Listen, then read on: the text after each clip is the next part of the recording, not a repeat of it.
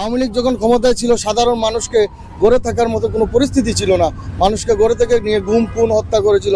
আমাদের সিলেটের M A Ilias আলীকে গুম করা হয়েছিল। এইভাবে শহীদ প্রেসিডেন্ট জিয়াউর রহমানকে চট্টগ্রামে ওনাকে হত্যা করা হয়েছিল। চট্টগ্রাম সার্কিট হাউসের মধ্যে ওনাকে হত্যা করা হয়েছিল। আওয়ামী লীগ একটি সন্ত্রাসী সংগঠন।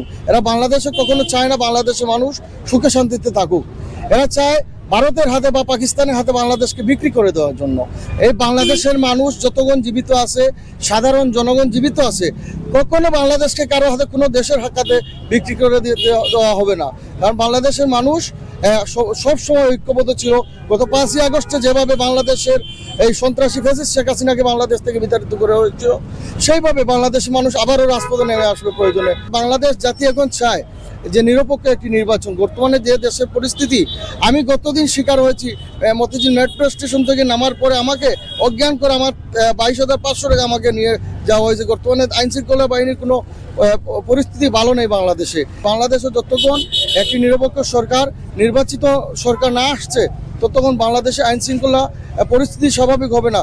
যে যাই বলুক আমরা এই করব সেই করব, ঘুরে ফিরে বাংলাদেশের মানুষ জানে তাকে নির্বাচিত করলে বাংলাদেশের মানুষ শান্তিতে বসবাস করবে। আপনারা নির্বাচনকে সমর্থন দেন, বর্তমান তত্ত্বাবধায়ক সরকারকে আপনারা সমর্থন দেন, সহযোগিতা করুন।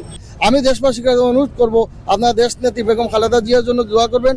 উনি যেন সুস্থ হয়ে আবারও বাংলাদেশে নির্বাচন করে আবারও প্রধানমন্ত্রী হন এবং এই বাংলাদেশের যে বেহাল দশা, এই দশাকে উনি রুখতে পারেন এবং অর্থনৈতিক অবস্থা, চিকিৎসার ক্ষেত্রে থেকে নিয়ে বাংলাদেশের যত বর্তমানে যে পরিস্থিতিকে নিয়ন্ত্রণে এনে মানুষকে স্বাভাবিকভাবে চলাফেরার জন্য সুযোগ করে দেওয়ার জন্য আমি বাংলাদেশের সাবেক প্রধানমন্ত্রী বেগম খালেদা জিয়ার জন্য সুস্থতা কামনা করে বিদায় নিলাম। আসসালামু আলাইকুম।